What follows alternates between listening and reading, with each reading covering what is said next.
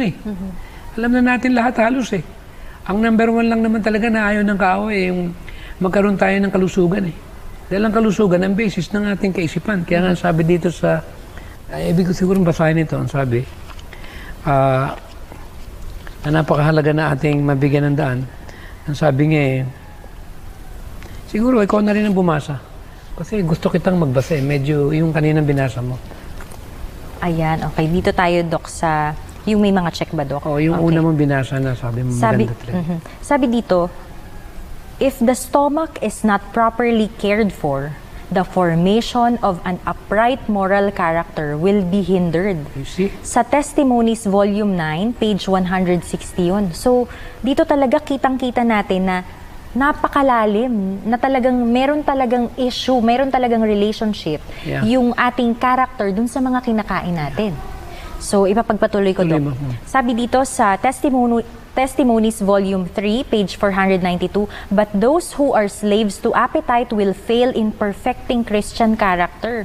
Nako, Dok, talagang tumatagos talaga to. Kasi syempre, iniisip pa lang natin, ano ba yung mga magpapatalino, kumbaga, di ba? Sa example, kunyari tayo ay may mga pamilya. Parang sa pamilya mo, Dok, for sure, yun ang nasa isip mo nung time na nag-decide ka talaga na magiging advocate ako, di ba? Ng healthy lifestyle.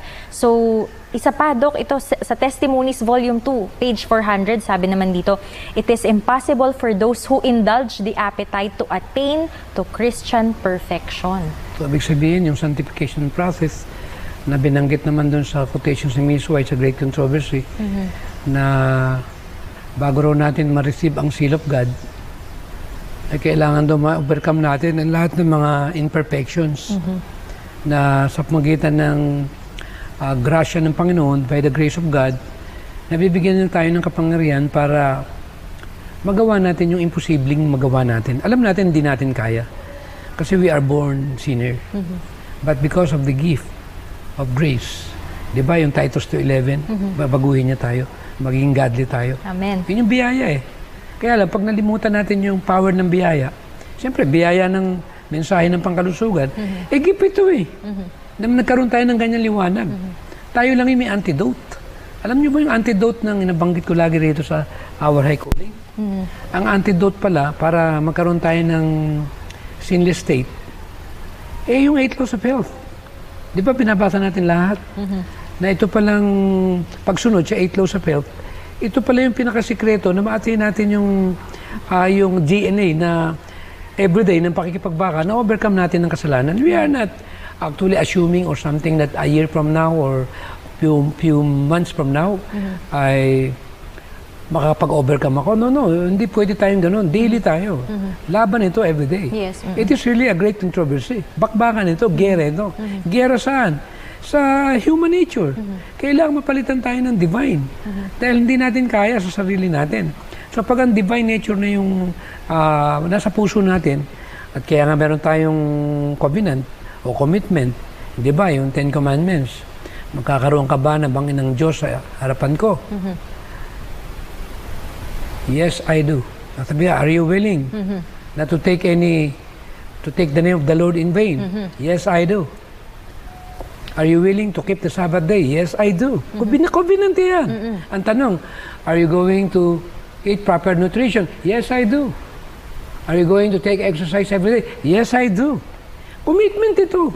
Ngayon, pag ikaw nangako sa Panginoon na meron kang covenant na sa Kanya, meron na tayong relationship. Kinasal ka eh. May relationship ka sa sarili mo. Ibig sabihin, hindi mo na basta lamang babaliwalit kung ano man yung gift ng Panginoon na ibig niya na ipamuhay ng mga anak niya para makita sa kanila yung pamumuhay na halimbawa na ginawa ni Daniel. Matinding example yun. Kaya nga, Dok. Kasi ba pinakain ka ng flesh food?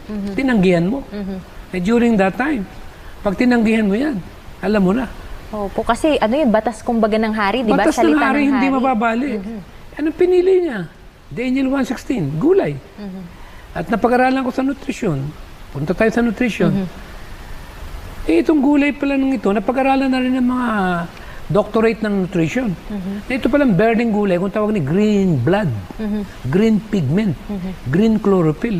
Similar pala yan sa molecules ng human blood. Dok, teka lang ano muna tayo doon, mag-i-stop muna tayo dyan kasi medyo mainit yung usapin tungkol sa pagkain. Oo. Regarding sa ating nutrition, meron kasi akong narinig. I don't know, hindi ko pa masyado itong pero gusto ko na i-enlighten me, Dok. Ano ba, Dok, yung tinatawag nating GMO? Actually, genetically modified organism, ito yung tinatawag na mga biotechnology ngayon o genetic engineered food na sa sobrang talino ng tao, siyempre mataas ang demand, ay nakaisip sila ng isang bagay na kung paano subukan na i-combine yung animal species to plant DNA. At sa Amerika, nagsimula yung kamatis na kung tawagin ay BT corn. Na ito yung makapalang balat na meron itong resistant ito sa bacteria, sa mga parasite. Na kahit hindi, para tuloy-tuloy yung growing na para hindi siya madaling masira or kainin ng mga Iyan ang problema, since nga na nito, yung engineered, na hindi naman ganun yung ginawa ng Panginoon, meron siyang tinatawag na byproduct. Kung tawagin sa byproduct na ito, ay bacterial protein. Na itong bacterial protein, pinaliwanag din ng mga scientists sa ganyang particular biochemistry, molecular biology, lalo na si Dr. Cabana, isang scientist na 40 years sa Chicago University, na yun ang expertise niya. Na binigyan niya ng daan tungkol dito, na meron palang plasmid itong bacterial protein na may kakayan para invade ang human DNA. Na blueprint natin. Na pag ito ang naepektuhan, ano pang klaseng pagkatao meron tayo? Kaya mapapansin mo, itong Latvia, hindi nila pinapasok ang GMO eh. Itong tinatawag na the only nations in the world, Bhutan. Kaya sikat sila, dinadayo, dahil 100% organic yung mga tanim nila. At hindi sila nagpapasok ng lahat ng mga chain store doon, ng mga nakakasira ng kalusugan. Kaya masyadong very popular yung bansa nila. At tulad ng Switzerland, ngayon ng Germany, wala na, ayaw na rin nila ng GMO. Scotland.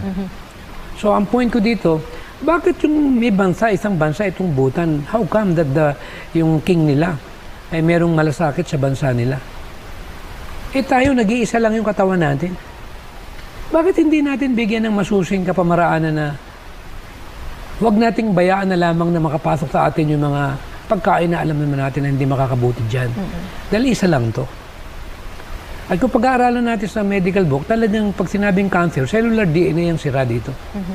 Yan tinatamaan ng GMO ay yung sangayon dun sa mga nababasa natin.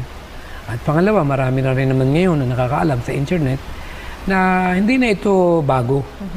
Noong 1991, na nagsisimula ako, parang hindi masyadong abot. Pero ngayon, because of the social media, marami na nakakaalam sa GMO. Kaya sa Amerika ngayon, may batas sila.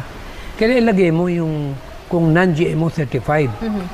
Oo, kasi aware na yung mga tao. Kasi aware na eh. So, choice na. Ito naman, we are not trying to put down anyone or to create some sort of panicking or something. This is just an education. This is just my personal opinion that our people should have some sort of quality understanding in that particular subject. Especially so that they being will an have a